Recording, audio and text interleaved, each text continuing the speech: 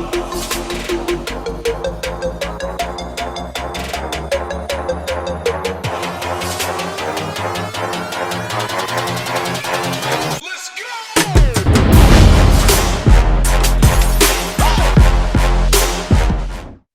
is going on, and welcome back to another episode of Power of Progression. I got a special guest for you, a friend of mine, Mike Szczesniak. So listen, Mike and I actually met at a Thrive conference, and then him and I spoke in Delaware. And I knew he needed to come on this show. But after spending several years in the corporate world, Mike didn't realize what was happening to him. He was struck with anxiety and panic attacks. And while everything looked good and great on the outside, behind closed doors, he was completely broken. And after leaving corporate America, that's when he started his self-discovery process, where he found his way into being a super successful entrepreneur, consultant, and coach, which he certified through the High Performance Institute. He's the president and head coach at the Results Engine, where he helps his clients boost their productivity and performance so they can scale their results in life and in business. Mike is also the founder of Fear Hacking Academy, where he helps sales teams scale their production by a minimum of 30% within 90 days. And lastly, he is the host of the top-rated podcast, The Results Engine. And Mike is here to show you how to increase your productivity and increase your quality of life. My brother, what is going on, Mike? John, that was awesome. Quite the intro, bro. I appreciate you. Thanks for having me. Absolutely. And like I said in the beginning of the intro, when you and I met in Vegas for Thrive, I was like, this dude knows his shit, and I need to get him to articulate some value to my audience because I think they need to hear it.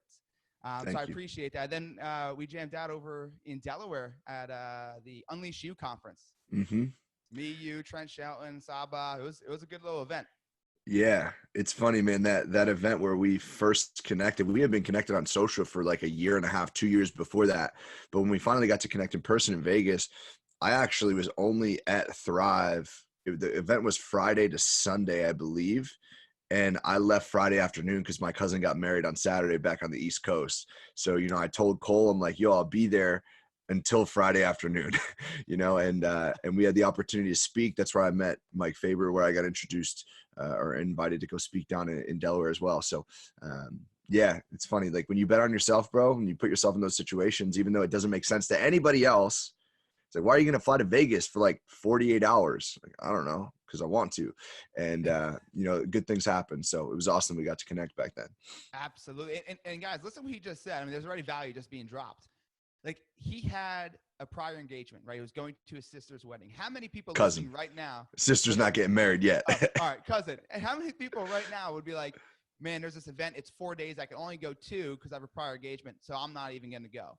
A lot of us would go ahead and just figure out that excuse ahead of time. But you're like, if I'm there for 24 hours, I can grab one new relationship or one new opportunity that can go ahead and help me get to where I want to go faster, more effective, more efficiently. So that right there is already a gold nugget. But what I want to dive into first, man, is I want to dive into you in corporate America. And guys, if you're listening to this and you're not in corporate America or you never have been, this is not about corporate America. This is what he went through that really shines some light into his own life that I think we all deal with it at different levels. And I just want you to kind of talk about corporate America a little bit and tell us about that journey that you went through to really end up having these anxiety attacks and these panic attacks. Yeah. So, like you mentioned, like my journey started in corporate. My college search was based on where it started in software engineering. My college search was based on where I could play soccer and I needed to get a good education. I did not come up in a family that was like, you can go D1 for the sake of going D1. It's like, nope, you ain't getting that piece of paper that's useless. Like you're going to get a good education as well. And if you can play amazing soccer, great, do that as well. And, so I dumb-lucked my way into getting recruited by a great engineering school, get this degree, go into software. And I spent 5 years in corporate at my company before I left and took the business full time. And in that entire process, like the growth was very linear, like big pay raise or big promotion every single year, excelling. Like I was the youngest engineer at the company by like a decade. And like I had all the targets that I thought I was supposed to go for. Right. Like I had the senior title, I had the 6-figure salary, I had the luxury apartment. all by the age of like 25, you know, and on the outside, like you mentioned, things were beautiful. Like everyone thought things were perfect. Obviously, people like you and I, we know that that's not always the case. And in reality, behind closed doors, I was struggling a ton.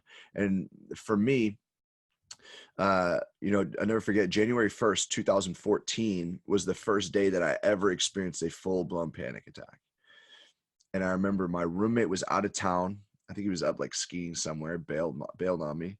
And it was New Year's Day, obviously. And I'm sitting on my couch on the 14th floor of this apartment building, and I'm watching Captain Phillips. And I was so pissed off about this because I was so excited to watch Captain Phillips, bro. I've been like procrastinating to watch this movie for like 2 years or however long it had been out already. I wanted to watch it so badly. And it's like forever tarnished because of what I experienced in that moment. But for anyone that's ever experienced a full-blown panic attack, it feels like, or if you haven't experienced it rather, it feels like there's 1,000 pounds on your chest. And, you know, it feels like you just can't breathe. And, you know, in that moment, you seek connection, you seek someone to talk to. My roommate was out of town, so I had no one to talk to in that moment. And, you know, I didn't want to be the one call 911 on myself. You know what I mean? And I remember I called my mom to just to like seek that connection and get someone to talk to. And I'll never forget, I had to press mute on the phone because I was head deep in a toilet in the middle of that attack. And I didn't want to freak her out more than she already was based on my tonality and all that stuff, you know? And at this point in time, like I had no idea what was going on. I had never experienced anything like this, you know, right? Like everything was perfect on the outside, right? And I didn't know anyone who had been through anything similar. I'd never heard anyone talk about this stuff. So it set me on this year-long journey. It started out with like, I genuinely thought something was wrong with my lungs. I went to the doctors, got my chest x-ray, did the breathing tests. All of it yielded no results.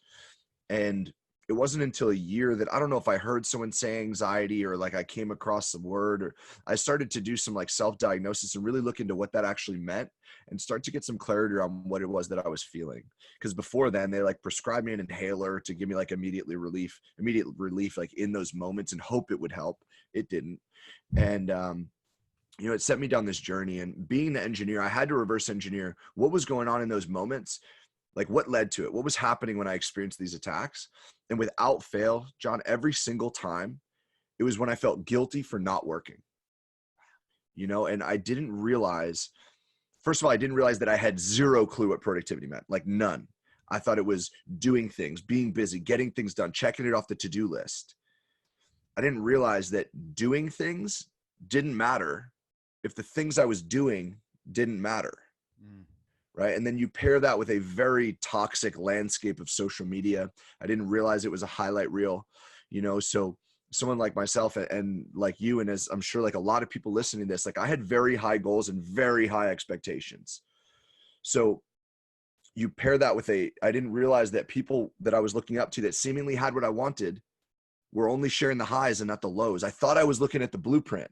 And when I wasn't living in alignment with what I thought had to lead to that, be it the working 47 hours a day, then I wasn't being productive enough.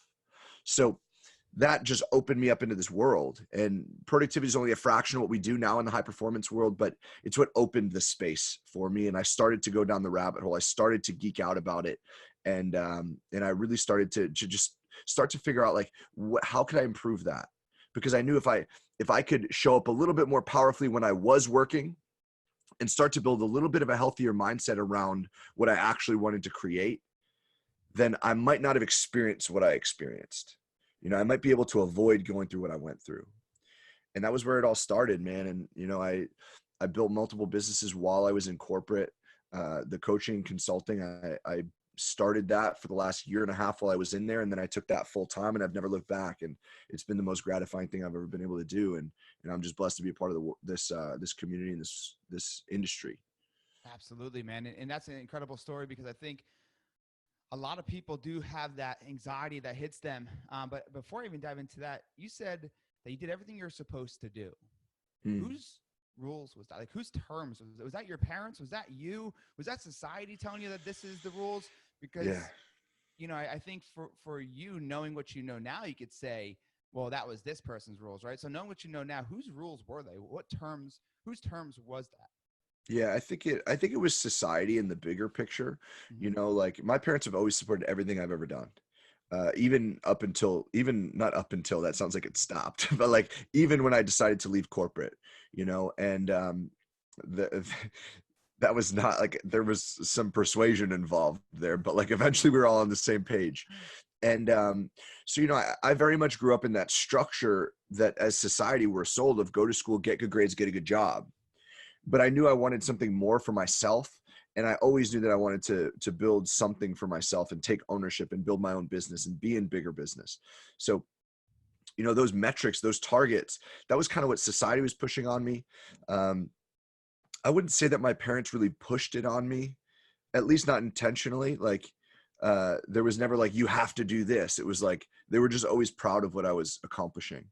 But I think it was that societal push of, you gotta, everyone that I grew up in, like, everyone was moving to the city and getting that big corporate job and, and doing well at the big firm and stuff like that. And I'm all like, all right, whatever. I thought I was going to do that, but like, screw that. Like, I want to do whatever I want to do. And, there's some ego stuff involved there as well. But yeah, it was definitely society.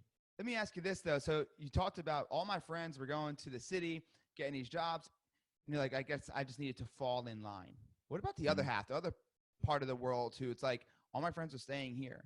All my friends are, working that 9 to 5 and getting $70,000 a year and being okay with it.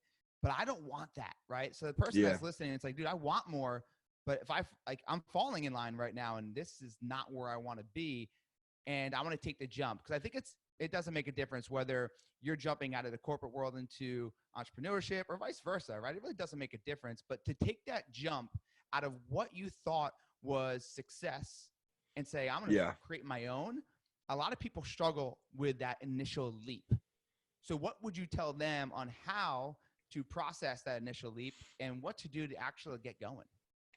Yeah, well, I think I'll share what held me back, and then we'll start to paint the picture around it, and hopefully it'll be value for people. But for me, there were a lot of negative, like, BS stories that I was telling myself as to why I couldn't take the leap yet.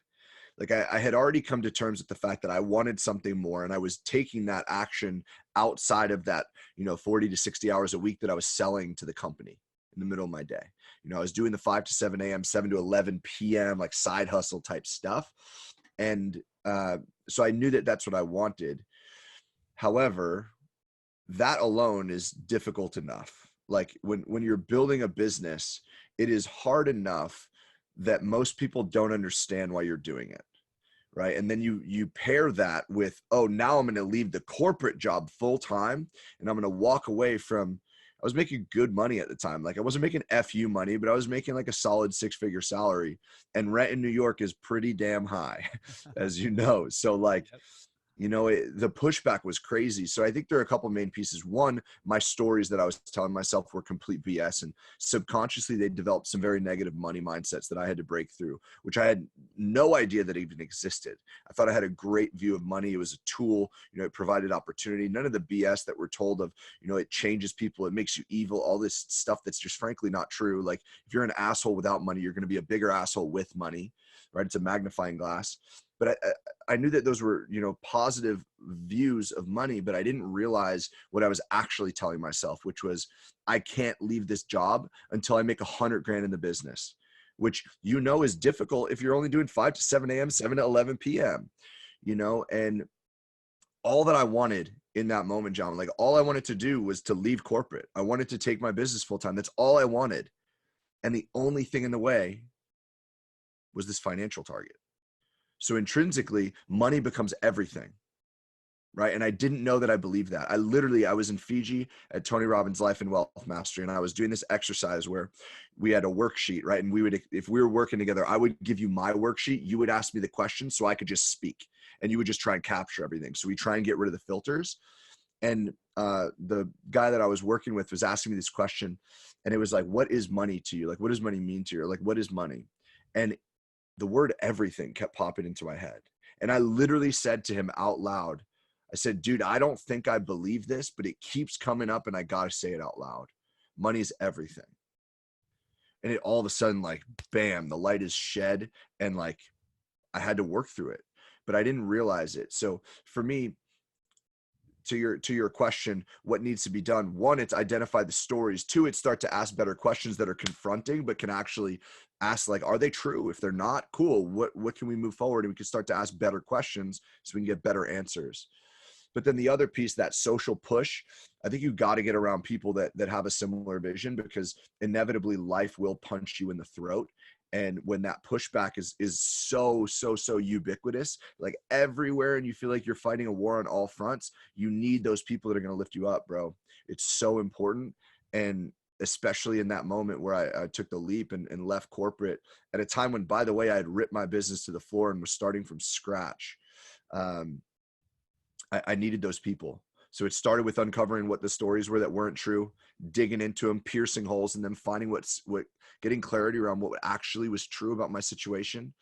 And then when it came time to take that leap, I needed those people around me to help lift me up when inevitably I got that pushback. And it was huge for me.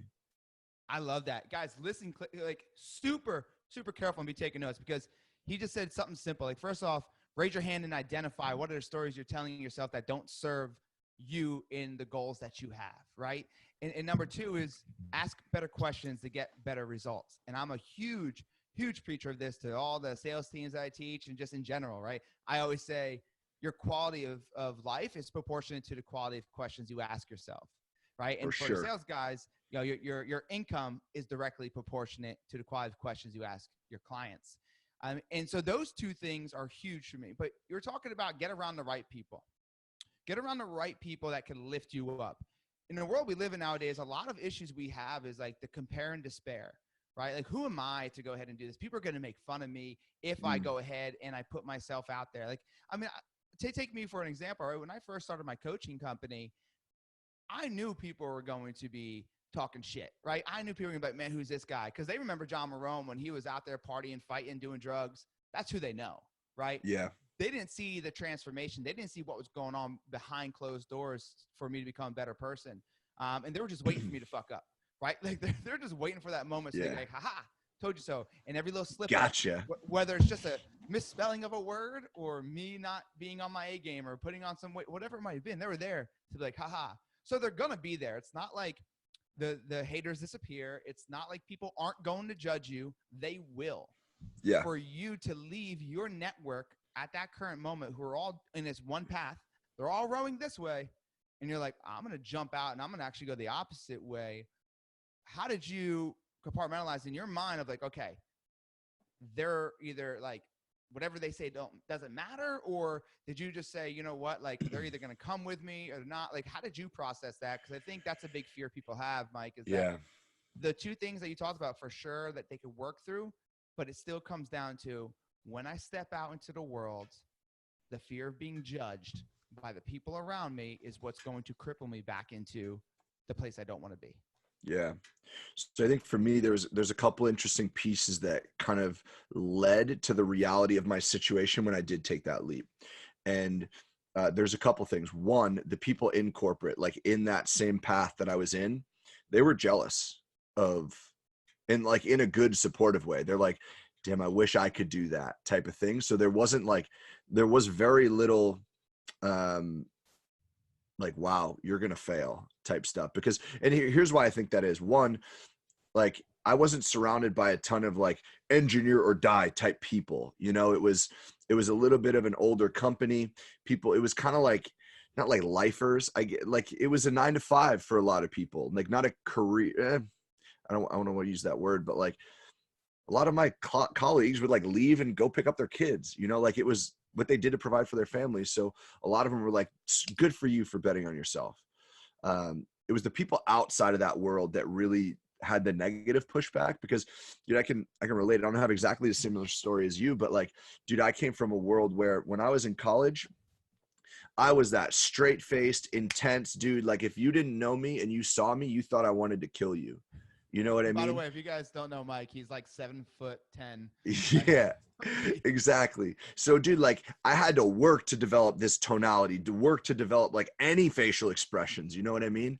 And it's been a long journey, but I came from that world. So people that know me from back then, they know that part of me, right? If like, I always joke that if you think I'm a bad person, you either like, one, screwed over someone that I care for tremendously, or two, just like don't care enough to look into it. Right. And don't understand to look into enough that I like genuinely love people. It's why I do the work that I do. But like, if you come from that world, you wouldn't know what I'm really about. And so I was coming, like, maybe there was pushback, but it was so silenced because I had spent so much time building around me. You know, by the time I left corporate, I had already been in 2 other business ventures. One of them was network marketing. And I like, there's a very misunderstood industry. For me, it served a great role because it got me around amazing people, made a decent amount of money, went on some cool trips that the company paid for, did all that stuff. And it's got me falling in love with personal development. But most importantly, it got me around people. So there were so many really supportive people. Like, dude, at one point I had to basically decide again, life will inevitably punch you in the throat. There's highs and lows with everything. I had to decide, do I need to go back to corporate, or like, what do I have to do to keep betting on myself?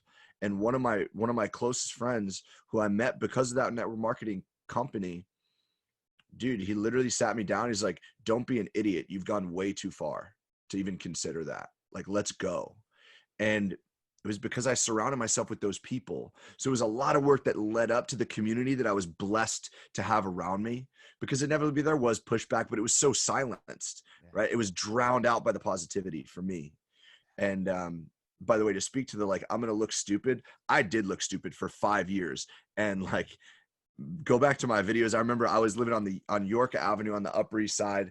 There was no 2nd Avenue line. So I had to walk all the way halfway across Manhattan to Lexington at like 5 a.m. I'd be wearing sweatpants with my grandpa's old like pea coat overcoat that was like full length, with my gym bag, going down to get a workout in before the day started. And I remember it would be like brick outside, like 20 degrees, wind flying through the skyscrapers. And I'd be like trying to hold the camera, like, to talk. And I sucked. It was horrible. But by the time I took this leap, I had developed at least like a little bit of proficiency in the space. You know what I mean? Yeah. So I endured all that already, because let's be real. Whenever you do anything out of our comfort zone, which I know that we're all striving to do, you don't listen to podcasts like this if you don't want amazing things with our lives. And we know that we need to get uncomfortable to achieve those things.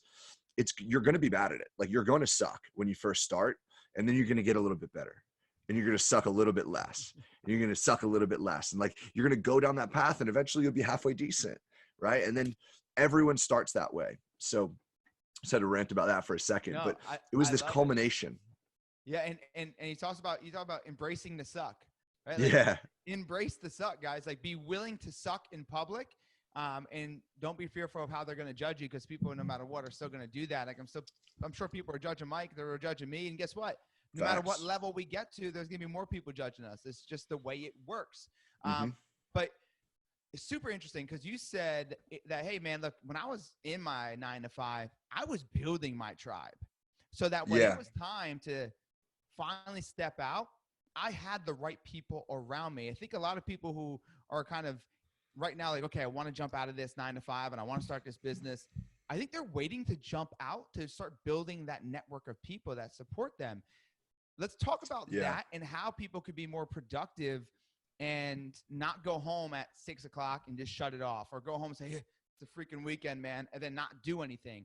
And then come in on Monday and be like, man, I really want to start my own business.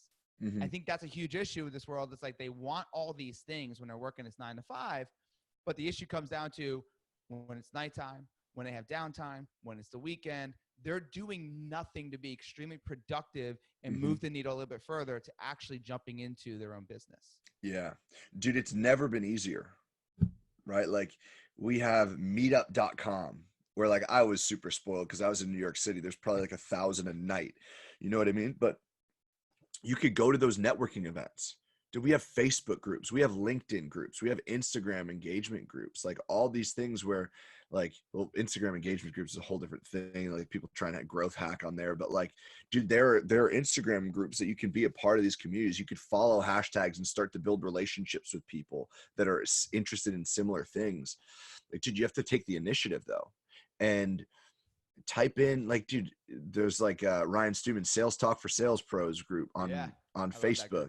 You know, it's like meme central, so it's super funny, but like which makes sense because Ryan's a hilarious dude. But there are countless different groups, and we just need to start to get out of our comfort zone, which by the way was really difficult for me. I labeled myself an introvert for my entire life.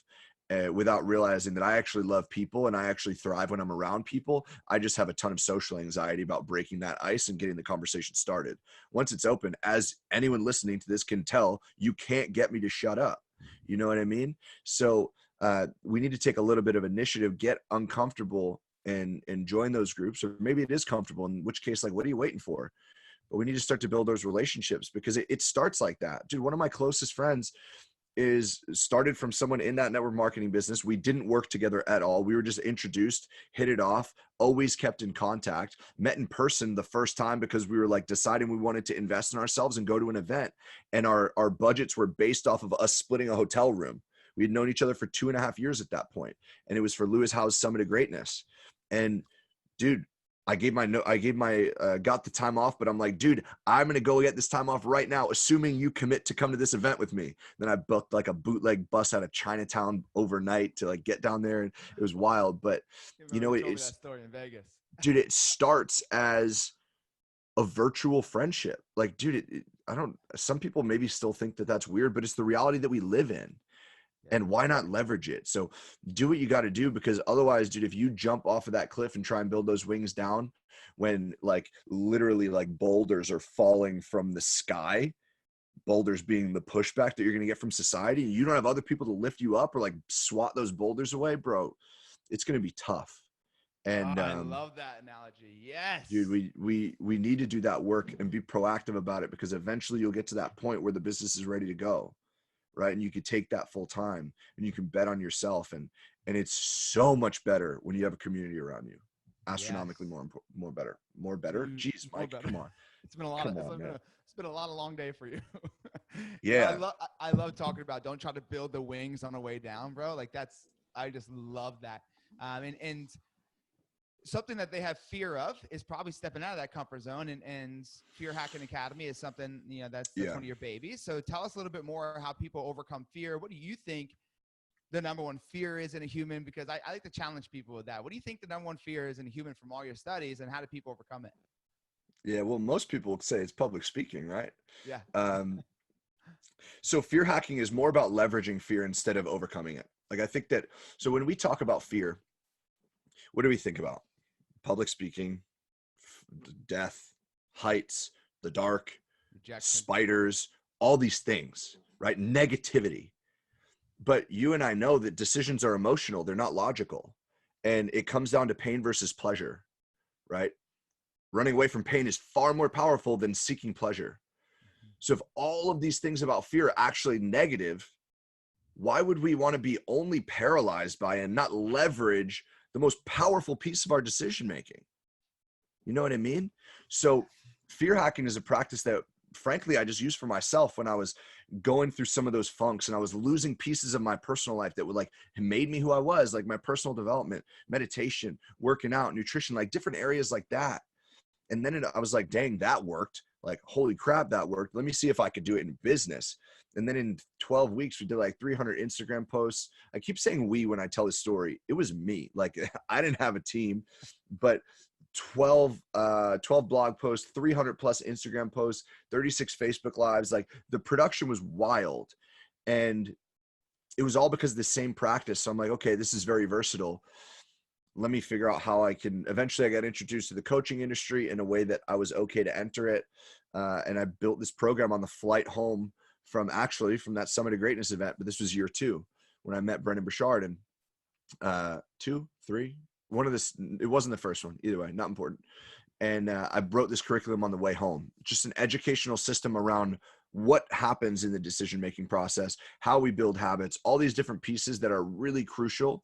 And fear hacking is just a practice that you can use to skyrocket production around a couple key areas that drive the needle forward for whatever it is that we want to do. So I work with sales teams and sales pros around it a lot because, dude, sales is numbers. You know this more than anybody. If you know how many cold calls lead to an appointment and how many appointments lead to a close, cool. Do 30% more of it and you'll make 30% more money. Awesome. And I wanted to get people an ROI like really, really fast. So we could do that in 90 days. Amazing.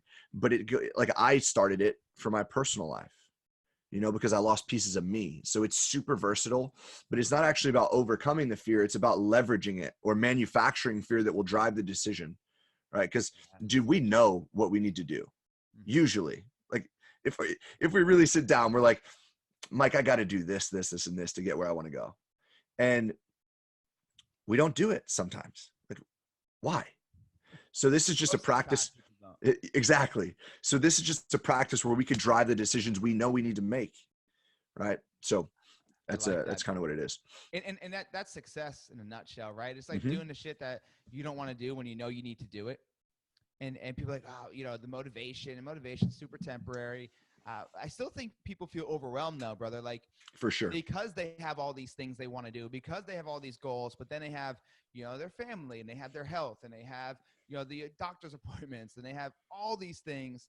The emotion of feeling overwhelmed just smacks them in the face. And sometimes leads to panic attacks. It leads to anxiety, right? For sure.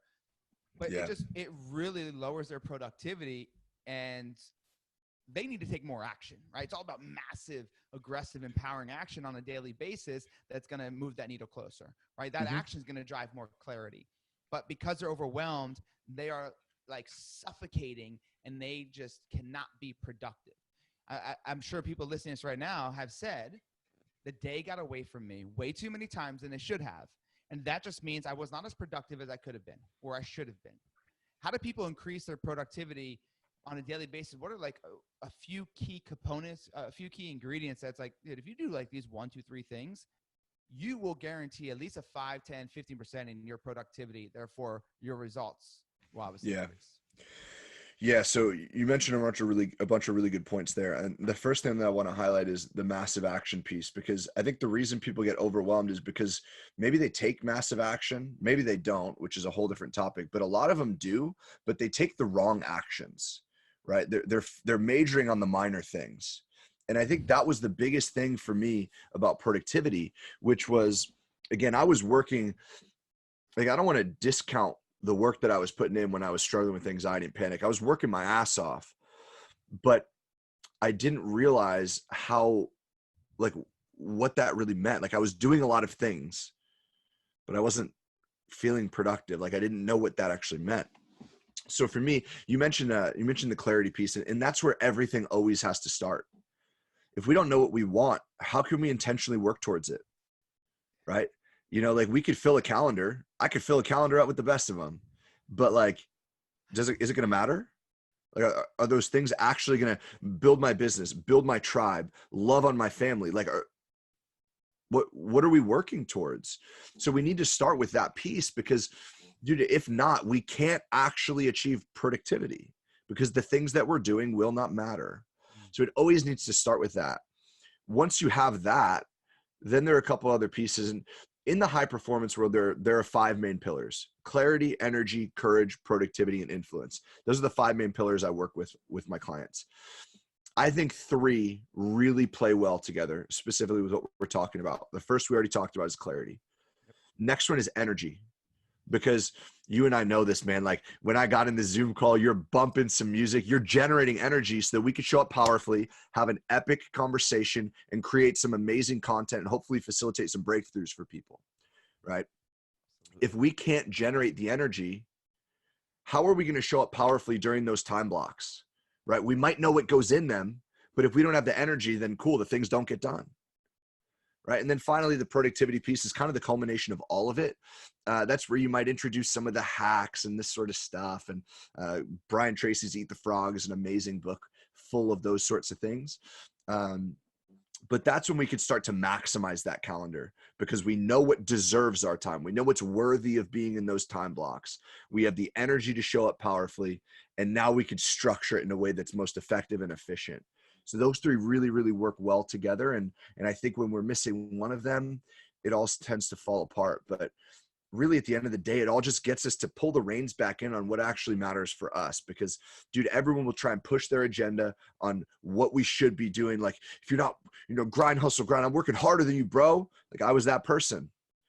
And I think a lot of people, their message was being misconstrued on social back then. But everyone will always try and push their agenda. If we know what we want, and we live in alignment with that, man, who could tell you any differently? But we got to start with the clarity piece. So good. So good. So many people ask me, John, how do I get more done in a day? And you're so right, man. It's like, let's take a step back. Let's put productivity and action aside for 1 second. Mm-hmm. Like, let's get clear on what success looks like. And then where's your energy at, so that then you could actually create the action. What do you do for, I have my own methods for energy. What do you do? Because I think a lot of people are like, man, I have the energy, but by 11 o'clock, 12 o'clock, 1 o'clock, I'm spent, man. I can't do that much anymore. What do you do to increase, to amplify, to re-engage that energy throughout the day? Yeah. So I'll jump into some of my practices that I love, but I think the best place to start is there's something called the 1 to 9 ladder, which I learned from Brendan Burchard. He, I'm sure, learned it from someone else, but really it's just a bunch of guidelines, right? Like take 1 to 2 breaks per hour. The biggest studies with respect to productivity have shown that the peak window of time to be working before a break is about 55 minutes or so, depending on the study you look at. But all the biggest studies have looked in that 50 to 60 minute mark. I like to split the difference. And by the way, break doesn't mean like go and take like a 30-minute walk or whatever. It means just unplug, get away, and that sort of stuff. Maybe go get a drink from the water cooler or whatever. So 1 to 2 breaks per hour, 3 to 4 meals per day, I think, 7 to 9 hours of sleep. It builds all the way up. I have all this mapped out in a productivity boost that I'm happy to give your audience, by the way. It's like a 7-day challenge that goes from clarity to energy to productivity all across and really builds it up so people can scale the hell out of their productivity really, really fast. Yeah. I'll give you the link so that you can link that up or whatever. It's mikeszesniak.com/free. But we map out a lot of these things. So that's always a great place to start, because it's just good generic suggestions about how to treat our body a little bit better in areas that we might not be right now, and really start to like inch towards this well-oiled machine that we're trying to create. So then for me, like I have my workout practices. I am just coming out of not out of my career. I'm not in retirement from powerlifting, but taking a hiatus to really work on my business. But I was doing powerlifting for a while. I'm always in the gym. In whatever capacity that looks like for me. So I've never really focused on that, because it's just like, it gets done. But that undoubtedly plays a role for me. I drink a lot of water. I drink a green drink most days. I haven't done this in a while, but I have like a little rebounder, a little trampoline that I love to get on and just like bump good music that like just makes you feel some type of way.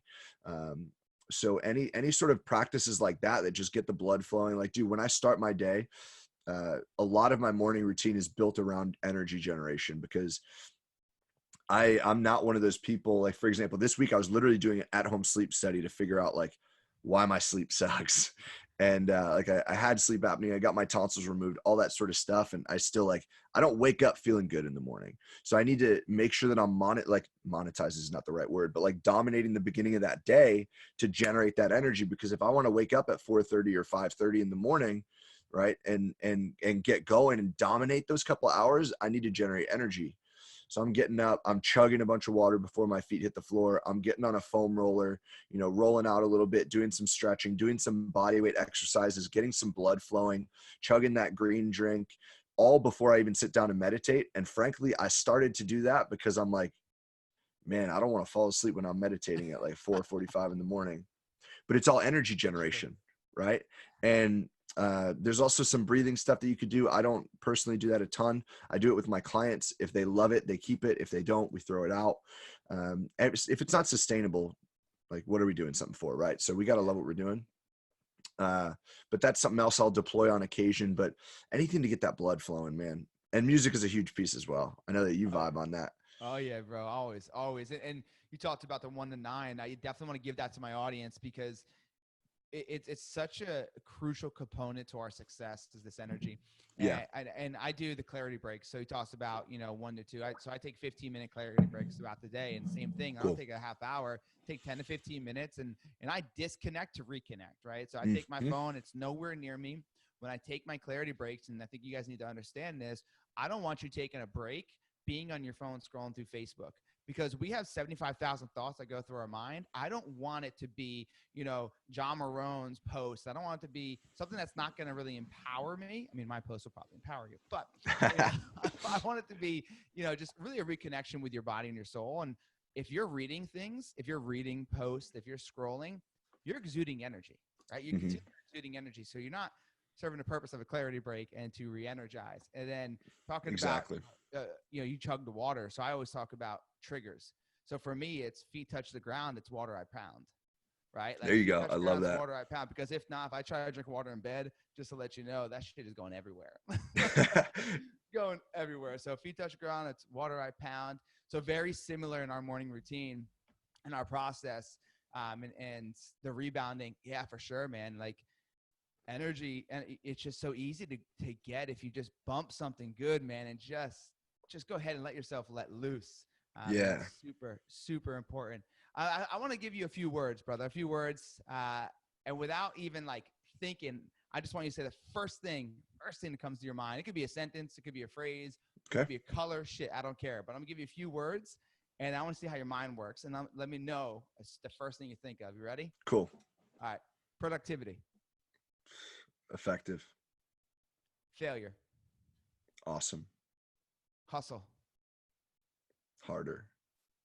Ooh. Entrepreneur. Winning. Yes, I love it. And the reason why I asked you that, because I want to see where you went with it. And one of my favorite things you said was failure. And you said what? Awesome. Awesome. Awesome. Because you understand the power of it, right? You understand the power of it. And I think people need to realize that, the reason why you are successful currently, Mike, is because you went through failure. It wasn't like you skated around that shit, right? Like you went right through it like the rest of them. Okay, so this is the point of the show where if people have been taking notes, they better get their pen and paper ready, because I want you to give 3 actionable tools or resources that people can implement immediately when they're done with this episode to be better today than they were yesterday. What are your top 3 things, or just 3 things, no particular order? Cool. All right, we talked a lot about productivity, so yeah, there's already a shit ton of value in this, but I want obviously those 3 actionable things. All right, so here's what I'll say. The first one, because a lot of these would actually be from this, and I know a lot of your audience is going to grab it anyway. So the first one is go get the productivity boost, because like 3 or 4 of the things that I would probably give here, like time blocking and some breathing exercises, all of them are actually in there. So that would be number 1. But if you want an actual thing, like cool, time blocking would be number 1. Outside of that, I would give, there's a actionable breathing exercises are really, really powerful. Energy for me was the pillar that really was the most eye-opening when I dove into this high performance coaching work, because I came from 2 worlds that were heavily stimulant driven. Software engineering, the joke is engineers turn coffee into code, right? Like the language I worked in when I started was literally called Java. So that's one. And then the fitness industry, as you know, bro, like supplement industry is the wild, wild west, synthetic stimulants everywhere and all sorts of pre-workouts. So I came from from the world of, oh, I got all this code to write. I got that 3 p.m. slump, got to hit Starbucks, or like I got to chug a pre-workout so I can crush this 5 a.m. workout. I didn't realize that our body was similar to a power plant. We don't need to go and acquire it from external sources. We need to convert and generate it, right? And we can do that through breathing exercises. So I would say Brendon Burchard has a great tactic called release tension, set intention. And I would use that to inject it in between every single time block of our day, because inevitably someone's listening to this, they get off, maybe they get off of a sales call that went completely wrong. And then right after it, they got to show up powerfully for a big client, right? That needs them. You don't want to be carrying that energy over. So you could do some simple practices. If you Google release tension, set intention by Brendon Burchard, he'll really do it. I think I might've included it in the productivity boost as well, but that's some sort of like, it's basically like a meditation type practice, just deep breathing, repeating the mantra release in your head over and over and over again, silently, and literally visualizing like every bit of tension that you're holding in your body is dissipating with each iteration, with each repetition of that word. And it's just a 1-word mantra as you're doing that. And then do that with whatever time you can afford. You could do it with 2 minutes if you can only have that.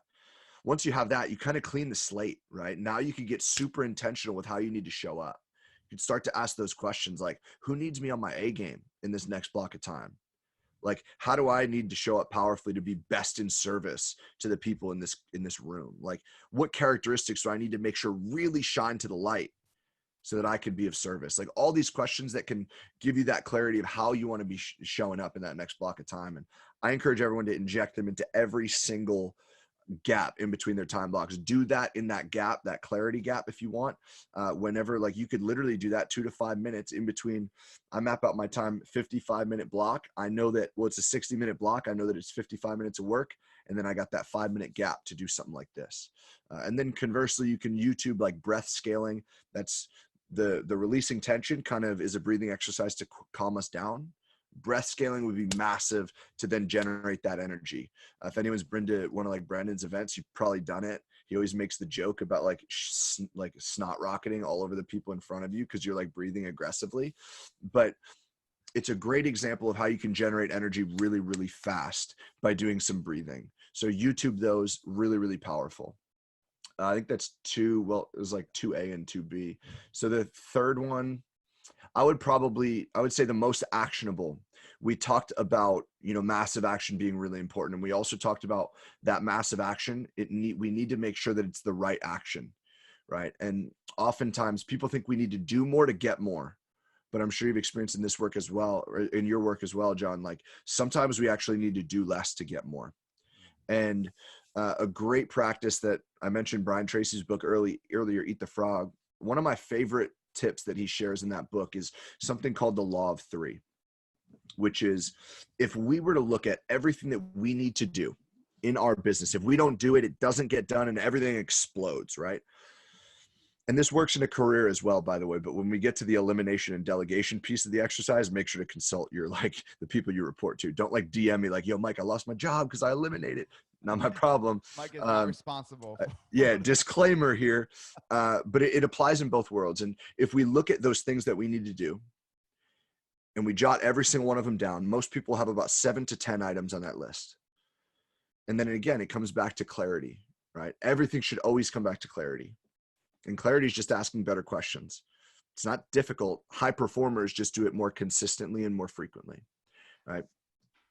And it's the same concept of asking better questions. But with this exercise, the one question that we need to filter this list is, if I can only do one thing on this list that would have the biggest impact and give me the most results in my business, what would it be? We circle it. We use that question again. If I can only do one more, biggest impact, most results, what would it be? Circle it. We ask it again. If I can only do one final thing, biggest impact, most results, what would it be? Those are the 3 items that we need to be populating our time, because those 3 items on that list actually yield about 90% of the results, according to the science. Okay, so let's assume a very simplistic world, right? A very idealistic world where we have 10 items on that list and every single one of them gets 10% of our time, of our calendar. We can now eliminate the other 70%, those other 7 items. They need to be either eliminated or delegated. And only you guys listening to this can determine your life and business, like what stage you're at to do that, one or the other. But the science has shown that 30% of our calendar is yielding 90% of our results. So if we get rid of that other 70, now we're getting 90% of the results and only working 30% of the time. And if that's the lifestyle you want, amazing. Like, dude, sick. Like, live with that. But if you want more, okay, well then let's double that 30. All of a sudden you're at 60% of your calendar, still working 40% less, and you're at 180% of the results, right? If you want that, great, like 40% free time, cool, live with that. It's all in alignment with what you want to create, right? But if you're not, let's add one more 30%. We're at 90% of our calendar, you're still working less, 270% of the results. Right? And if you want to fill that last sliver, go for it. Then you're just tripling your results. You're at 300%. But the underlying message is this, because you can go into Brian Tracy's book and you can get any other practice you want. They're all amazing tips and tricks. I just always resonated with this one, and I love to share it with my clients because the numbers made sense to me, right?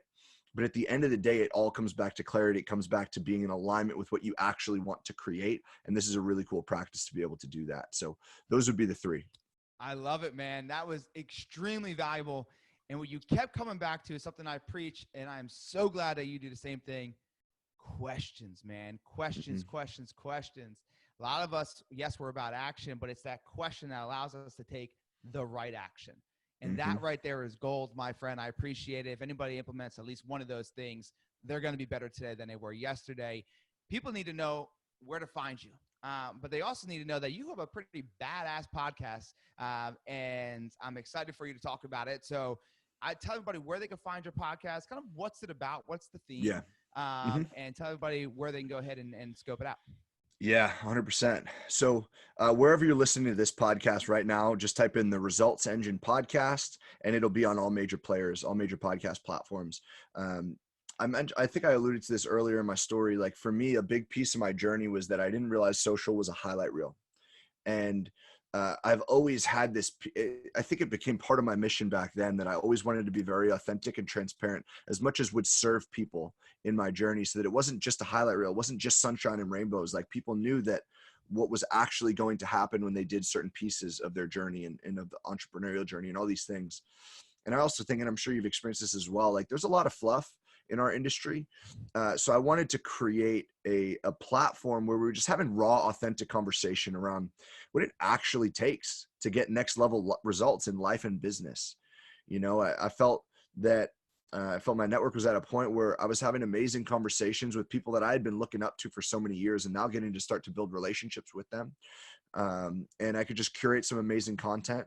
And starting in February, I don't know when this is going to come out, but we're recording mid-January. Starting February, we're releasing some solo episodes as well. So if you love like the nitty-gritty tactical stuff about what we're talking about here, this is just like the tip of the iceberg. We're diving into all of it over on the Results Engine. So would love to see as many people over there as got value from this.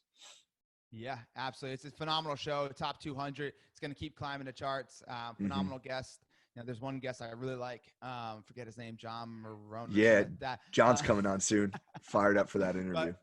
For real, man, it's straight fire over there. And kind of like we do here, we're talking about the story that got us to the glory, but we also get tactical with it, right? So we want to don't just give fluff. We want to let you know there's inspiration behind the story, but here are the tools that we went over, you know, to really get to where we're at. So I'm super glad that you launched that podcast, and it's already changing lives. So guys, it's a Results Engine. Go check it out. Where can they find you on social media? What's your website? Give them all the stuff so they can go ahead and stalk you. Yeah, 100%. Stalk away. I'm just Mike Szczesniak on most platforms. You're going to have to spell that out for him though, John, because it is difficult. Like my goal in life is to have such a big impact that people learn how to spell my name. And then the next level will be maybe pronounce it. But yeah, Mike Szczesniak on Instagram, Facebook, LinkedIn, all that stuff. I answer all my DMs. Feel free to slide in there if you have any questions. Website's Mike Szczesniak. That productivity boost is mikeszesniak.com/free. So yeah, feel free to reach out. Happy to support however I can. Awesome, man. I appreciate you jumping on here. Any last words of wisdom to drop on the audience before we get this thing wrapped up? But yeah, first of all, thanks for having me, bro. This was a really fun conversation. We dived into some cool stuff. Dove, whatever. It's been a long day. Like I'm not an English dude. Yeah, I'm like a numbers guy. I would say I'll throw a curveball because we didn't talk about this as much. That my number one life pillar is impact over income, and a lot of different things kind of taught me this. We always hear like solve a bigger problem. Bigger the problem, the bigger the paycheck. And at the end of the day, it comes down to how many people that you touch. And a lesson that I took from a book called The Go-Giver, Bob Berg and John David Mann wrote this book. And I was blessed to interview Bob on the podcast. So go check that out if you love the book, or if you haven't read the book, just do it. But for me, it was your life will always be, or your income will always be directly proportional to the number of lives that you touch in a positive way. So all the stuff that we're talking about is amazing, but I believe in servant leadership. And I believe that if we're going to maximize that calendar, we need to do so in a way that's in service. I mentioned Thrive earlier. What Cole and Sonia are doing with Thrive, Make Money Matter, I think is amazing. And I'm all about for-purpose businesses. So figure out a way to serve more people, and you'll be able to generate whatever it is that you want.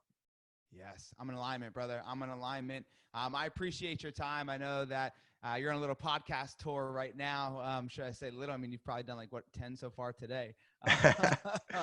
So that productivity is definitely skyrocketed. But once again, guys, please go check out Mike. Go ahead and jump on his podcast, subscribe to it. And also, please subscribe to this podcast if you haven't already. You're watching us on YouTube, hit the little bell so you'll be subscribed and get the new episodes that drop. But what I really want is for you to share this podcast out to somebody that could use it, right? Mike talked about this, like, hey, like, who are you serving? How many lives are you touching? So share this out to somebody. You can share it out to your whole entire network, or just one person that you know can go ahead and grab some piece of content, some piece of information, and create an implementation to change the trajectory of their future. So go ahead and please do that. Don't be selfish. And if you have any questions whatsoever, Mike will definitely be able to help you out with any kind of productivity. Any questions for me, at Real John Marrone, you know where to find me. But if I don't see you, if I don't hear from you, then I will definitely see you next week, and keep creating the ultimate version of you.